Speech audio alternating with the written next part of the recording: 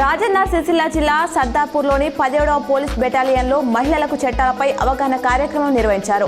17వ battalion commandant MI Suresh, జిల్లా సంక్షేమ శాఖ అధికారి లక్ష్మీరాజం పాల్గొని మాట్లాడుతూ మహిళలకు ప్రభుత్వం ప్రత్యేక చట్టాలను కల్పించిందని తెలిపారు.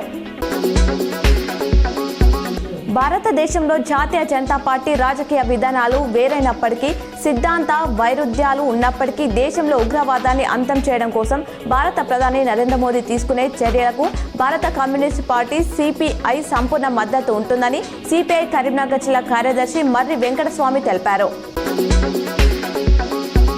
కరీంనగర్ జిల్లా ఇల్లందుకుంట మండలం రామన్నపల్లిలో దారుణం జరిగింది. ఓ యువతి ప్రేమించి మోసం చేసిందంటూ దారాల ఎల్లేష్ అనే యువకుడు ఆత్మహత్య సెల్ఫీ వీడియో తీసి జమ్మికుంట రైల్వే స్టేషన్ సమీపంలో రైలు కింద పడి ఆత్మహత్య చేసుకున్నాడు.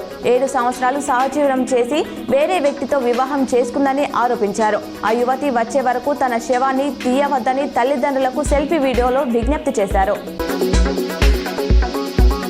ఉస్నాబాద్ నియోజకవర్గం చిగురు మామిడి మండలం సుధరగిరి శ్రీ వెంకటేశ్వర స్వామి బ్రహ్మోత్సవాల్లో పాల్గొని స్వామివారికి ప్రత్యేక పూజలు చేయడం జరిగింది. మంత్రి పొన్నం ప్రభాకర్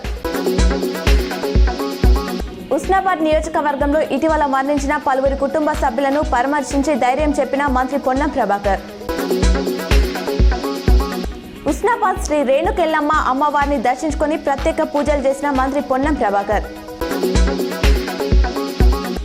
ఉస్నాబాద్ పొట్లపల్లి శ్రీ స్వయంభూ రాజరాజేశ్వర స్వామి వారిని దర్శించుకొని ప్రత్యేక పూజలు చేసిన మంత్రి పొన్నం ప్రభాకర్